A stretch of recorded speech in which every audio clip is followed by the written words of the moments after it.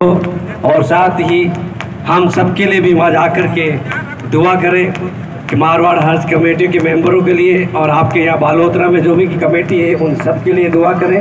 आपकी दुआ कबूल होगी इंशाअल्लाह ताला। अब मैं आप लोगों से ये कहना चाहूँगा कि जो आपके सामने हमारे मारवाड़ हज कमेटी के डायरेक्टर काजी इकरामुद्दीन जी आपको जिस तफसील के साथ में हज के अरकानों के बारे में जो बताएंगे वो आप बहुत ही आप लोगों के लिए बहुत ज़रूरी है कि ये जो आपको अरकान बताए जा रहे हैं इसके ऊपर आपको अमल करना है। हज कमेटी से ताल्लुक़ रखने वाले सभी हजरात, सभी पदाधिकारीगण, हज से जुड़े हुए सभी हजरात, मारवाड़ हज वेलफेयर सोसाइटी के सदर साहब, सेक्रेटरी साहब, राजस्थान राज्य हज कमेटी के सदस्य आली जनाब अब्दुल जब्बार साहब, जाकिर साहब,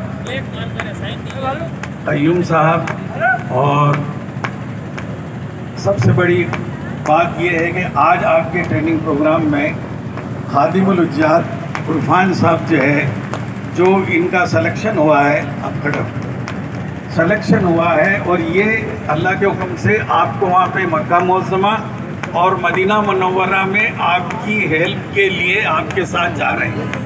राजस्थान से जा रहे हैं तो कहीं ना कहीं इंशाअल्लाह आपसे इनकी मुलाकात होगी। और ये सिर्फ इसलिए जा रहे हैं कि हाजी जो 4000 हाजी जो राजस्थान से जा रहे हैं उनकी खिदमत के लिए, उनकी जो भी कोई प्रॉब्लम है या कोई ऐसी बात है तो आप इनको ज़रूर बताएँ।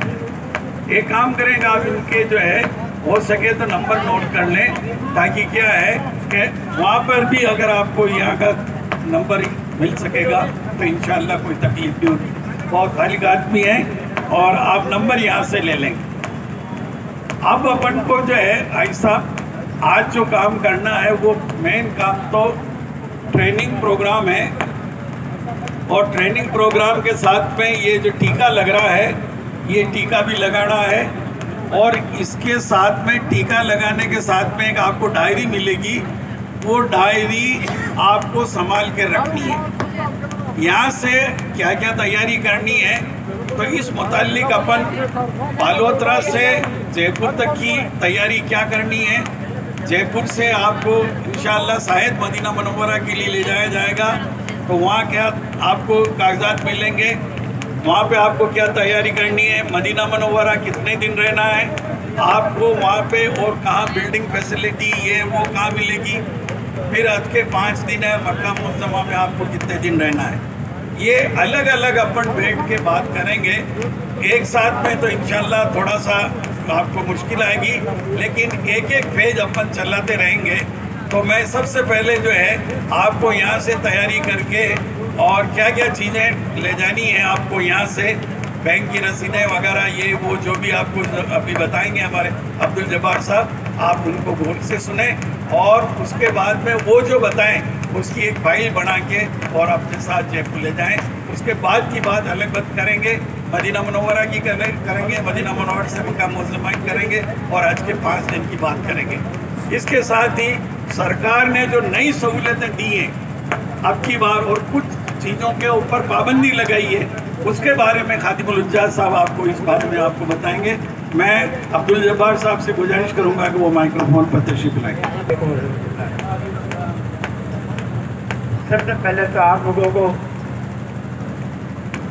इतनी मुबारक है वो कम है। अल्लाह ताला ने अपने घर की ज़ियारत के लिए आपको चुना, इसमें जितने भी आप करें और अल्लाह ताला। अब आप अच्छे जाने के करीब बड़ी तैयारी में है, इंशाअल्लाह 15 दिन में आपको जयपुर जाना पड़ सकता है। तो अब आप जयपुर जाने वक्त आप क्या क्या तैयारी करनी है इसके बारे में आपको बताना चाहता हूँ। एक तो आपको बहुत जल्दी कन्फर्मेशन कार्ड आएगा, होम में जाएगा, ये आप डाउनलोड कर लें ई मित्र से आपका कि आपकी फ्लाइट कब है, कब जाना है सब। तो जो आप कन्फर्म कार्ड निकालें उसमें आप अपना नाम तय कर लें, बच्चे तय कर लें, और आप साथी वो कितने हैं उनके सब नाम तय कर लें। दूसरा मुख्य बात इसमें ये है कि उसमें रिपोर्टिंग टाइम क्या होगा। और फ्लाइट की डेट दी होगी जाने की आपको। तो मेरे उन बात का ध्यान रखें, जो आपको तारीख बताए रिपोर्टिंग टाइम, उस टाइम पे आपको जयपुर 2 दिन पहले कॉल कर देंगे। और गुजर गए आपको काम नहीं जा सके तो अपना ही नुमाइंदा भेज दें, तो वो जाके रिपोर्टिंग कराए। रिपोर्टिंग करने में जाए तो कम से कम जो आपके पास फार्म भरा उसकी फोटो कॉपी, दूसरा इसका जाएगा आप लोग पैसे जमा करा रसीदें, 3 रसीदें, पहले की, दूसरी की और तीसरी की, ये ओरिजिनल लेकर फोटो कॉपी ये लेके सब लेके आप जाएंगे। तो आपको वहाँ जयपुर हज हाउस है रामगढ़ मोड़ पर वहाँ रिपोर्टिंग करनी है। तो आपको रिमांड भेजे खूब जब जाके सबसे पहले रिपोर्टिंग शुरू करें। उसमें लिखा होगा किस तारीख को आपको रिपोर्टिंग करनी है, उस तारीख के फौरन अगर आप ले गए तो मुझे फिर आपको पता है कब हो पता नहीं। तो मैं अपने करें आप सबसे पहले अपना रिपोर्टिंग टाइम वहाँ जाके शुरू कराते हैं। रिपोर्टिंग करेंगे वो आपको कह देगा आप रजिस्टर कर दिया है, कल आके आप पासपोर्ट देना। तो जो डॉक्यूमेंट देगा जो लिखेगा आपको आपके सीट नंबर, फ्लाइट नंबर और तारीख ध्यान रखें। ये जब कागज देगा आपको तो दूसरे दिन आपको पासपोर्ट मिलेंगे आपको। तो आप जब इस तरह क्या जब भेजें, एक बार का ध्यान रखना कि जो आप दूसरे दिन जाएँ तो वो जो पासपोर्ट आप देंगे, टिकट देंगे, आपको आने जाने का सब डॉक्यूमेंट मिलेंगे।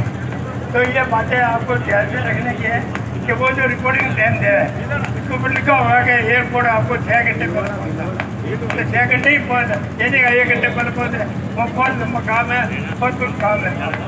तो जो टाइम बताए उस टाइम की पाबंदी रखे, तो ये आपको थोड़ा आगे टाइम में पाबंदी की तो सब कुछ देंगे आपको। तो जो आप बताएंगे मान लो 12 बजे फ्लाइट है तो सुबह 6 बजे आपको रिपोर्टिंग करनी है। एयरपोर्ट को कौन नहीं है वहाँ पहुँचने फिर आपकी काफ़ी होगा। उम्मीद है कि इस बार आप मदीना शरीफ पहले जाएंगे, तहरम बांधने की जरूरत नहीं है, पर आपको वहाँ आपके कागजात चेक होंगे, आपके जाके कस्टम चेक होगा, आपके जाके रिपोर्टिंग सारी कस्टम वगैरह सब चेक होगा। तो दूसरा आपको रियाल फ्री मिलेंगे वहाँ पे, रियाल आपको भागोत्तरा में लोग मिलता है तो आपको रियाल मिल जाएंगे। तो आप कितने रियाल चाहिए तो आपको मिल जाएंगे, आपको बोलना अपने पैसे दे देंगे वो आपको नहीं देंगे। तो ये जो पैसे देंगे आपको, ये सारा पैसे देंगे, आप जो रियाल होंगे वो रियाल अपने पास रखें। उसके बाद में आपको हमारे पास में रियाल के बाद में आपको एयरपोर्ट पर अंदर पहुँचाया जाएगा। टाइम के ध्यान रखें और एक दूसरे बुला रखें, दोस्त रखें, एक दूसरे पहचान रखें। अब आपको जो सामान ले जाना है वो सामान थैले में या खाद के कट्टे में या लोहे के बक्से में या इसमें सामान नहीं ले जाना। सरकार ने ये बताया है कि 2 सूटकेस होंगे जिसे ट्रॉली बैग भी कहते हैं और जिसकी साइज 158 सेंटीमीटर तक होगी, वो आप बाजार से परचेज करके और ले जाएं। एक हाजी साहब 2 सूटकेस ले जा सकते हैं। 2 सूटकेस में 20-20 किलो वजन, इससे ज़्यादा वजन वहाँ पे स्वीकार नहीं होगा और फिर आपका उसमें से सामान निकाल लिया जाएगा।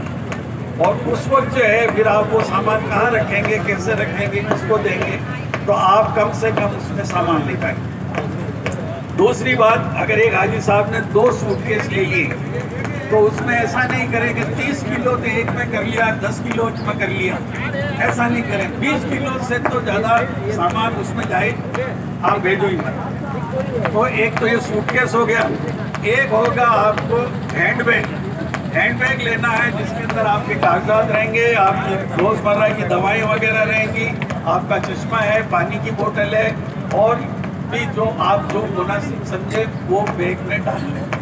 ये चीज़ें आप ध्यान रखें। अब इसके ऊपर जो है अक्सर हाजी लोग सूटकेस के ऊपर डोरी से जाली बना देते हैं, डोरी बांध के उसके चारों तरफ वो जाली बना देते हैं। इसके लिए एयर इंडिया ने मना किया है कि भाई जाली नहीं बनाएं।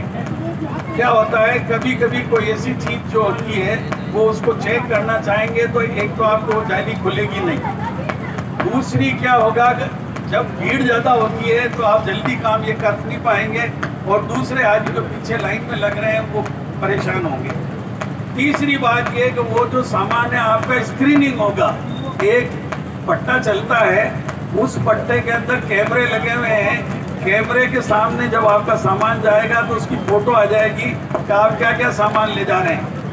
तो उसमें अगर आप सूटकेस के ऊपर अगर डोरी लगी हुई होगी, रस्सी लगी हुई होगी, तो उसमें क्या पट्टे लगे रहते हैं, तो उसमें कहीं उलझ जाएगी तो वो मशीन खराब होने की संभावना है, इसलिए वो एयर इंडिया वाले मना करते हैं। इसी तरह जब आपका सामान हवाई जहाज के अंदर जाएगा तो पट्टे पे चलता है, उस पट्टे में भी जो है वो जो है इस तरह के जगह होती है जिसमें वो डोरी अटक सकती है, इसलिए वो बराए मेहरबानी नहीं ले जाएं। तो एक तो ये तय कर लें कि 20 किलो से ज़्यादा सामान नहीं हो, हैंडबैग में 7 किलो से ज़्यादा नहीं हो और डोरी नहीं लगानी। यहाँ तक तो इंशाल्लाह आपके बात थोड़ी समझ में आ गई होगी। अब हैंडबैग में क्या ले जाना, लगेज में क्या रखना है, देखिए चाकू, छुरी, तेज, जो इस टाइप की रेजर वगैरह ये चीज़ें आप लगेज में डालोगे, सूटकेस में डालोगे। अगर हैंडबैग में रख दिया तो आपको वापस आपको नहीं ले जाने दिया जाएगा। और दूसरी चीज़ जो है, आपका जैसे पावर बैंक ले जाना चाह रहे हैं, लैपटॉप ले जाना चाह रहे हैं, एक्स्ट्रा मोबाइल ले जाना चाह रहे हैं, बैटरी ले जाना चाह रहे हैं, वो सब हैंडबैग में आएगी, लगेज में नहीं जाएगी। लगेज में हवाई जहाज के जो पीछे की साइड है वहाँ पर रहता है, और बैटरी वगैरह इसमें क्या गर्म होकर वो विस्फोट का रूप धारण कर लेती है, इसलिए अपने हैंडबैग में रखें। हैंडबैग के अंदर लैपटॉप, पावर बैंक, बैटरी, ये चीज़ें रखें। और लगेज के अंदर अगर चाकू वगैरह ये आप दूसरा सामान डालना चाहें तो डाल दें। सामान के अंदर जो कुकर जो ले जा रहे हैं उसका ढक्कन नहीं लगा, आप ढक्कन अलग रखें, वो अलग रखें। हो सकता है उसके अंदर धीरे धीरे हवा भर जाए तो वो क्या है, थोड़ी सी गड़बड़ वाली बात हो सकती है। तो ये चीज़ें ध्यान रखें। और अब जो है अपन जो सबसे बड़ी जो हज की जो दुआ है, लब्बैक अल्लाहुम्मा लब्बैक लब्बैक ला शरीका लक लब्बैक इन्नल हम्दा वन नेमता लक वल मुल्क ला शरीका लक। मैं हमारे सदर साहब, मारवाड़ वेलफेयर सोसाइटी के सदर साहब से गुजारिश करूँगा कि अपन सब मिल के और यह दुआ पढ़ें। आप सभी हाजी लोगों को मुबारकबाद। अल्लाह ने आपको चुन लिया गया है और आज से आप अल्लाह के मेहमान हो चुके हैं। मारवाड़ हज वेलफेयर सोसाइटी बालोतरा अध्यक्ष, कार्यकर्ता अल्हम्दुलिल्लाह 20 साल से ये काम कर रहे हैं। अच्छा इंतज़ाम है, इनके लिए भी आप दुआ करें, इनके कारोबार के लिए दुआ करें। ख़ास करके हमारे रमजान साहब चौड़ीगर साहब हैं, तो इनके लिए दुआ करें, उनकी पूरी अच्छी खिदमत है। अब मैं आपको तलबिया पढ़ूँगा। तलबिया का मतलब है लब्बैक। आप मेरे साथ भी लब्बैक पढ़ें और 3 बार पढ़ें। लब्बैक अल्लाहुम्मा लब्बैक लब्बैक ला शरीका लक लब्बैक इन्नल हम्दा वन नेमता लक वल मुल्क ला शरीका लक। आवाज़ नहीं आ रही साहब, ज़रा जोर से बोलो। ये फिर तक यही दुआ चलेगी आपकी। तलबिया पढ़ेंगे आप, तलबिया का मतलब लब्बैक। जहाँ भी जाएंगे आप लब्बैक पढ़ें। 5 दिन हज के जो हैं उसमें आपको लब्बैक ही पढ़ना है, तो ये याद कर लो आप। लब्बैक अल्लाहुम्मा लब्बैक लब्बैक ला शरीका लक लब्बैक इन्नल हम्दा वन नेमता लक वल मुल्क ला शरीका लक। लब्बैक अल्लाहुम्मा लब्बैक लब्बैक ला शरीका लक लब्बैक इन्नल हम्दा वन नेमता लक वल मुल्क ला शरीका लक। ये आपको 3 बार तलबिया पढ़ना और लब्बैक पढ़नी है। जहाँ भी उठे बैठे हैं वहाँ पर आपको लब्बैक पढ़नी है। दूसरी बात, अभी इस वक्त आप जा रहे हैं तो वहाँ पे गर्मी बहुत ज़्यादा है। क्या है, गर्मी बहुत ज़्यादा है। आपकी दुआ से मैं भी इसी महीने के अंदर, मई और जून के अंदर 1996 के अंदर पहला हज किया था। उस टाइम जो है 50 और 52 डिग्री टेम्परेचर था। तो आपको हमेशा ये पानी की बोतल हाथ में रखनी है। इसमें खाने का ध्यान मत रखना, पानी का जरूर ध्यान रखना। दूसरी बात, रियाल इस वक्त आपको नहीं मिल रहा है। रियाल आपको यहाँ से ले जाना है तो अभी जो रेट आई है 22 रुपये 60 पैसे। कितनी आई है? 22 रुपये 60 पैसे। अगर आपको रियाल लेना है तो एक को 11,000 रियाल ले सकते हैं। वो आप 4 तारीख 5 तारीख को जब भी आप आओगे जोधपुर के अंदर, तो हमारे जब्बार साहब, डायरेक्टर साहब, मैं भी वहीं मिल जाऊंगा। आपको बैंक बता देंगे, उस बैंक में जाके आप वो रियाल चेंज करवा सकते हैं। शुक्रिया साहब।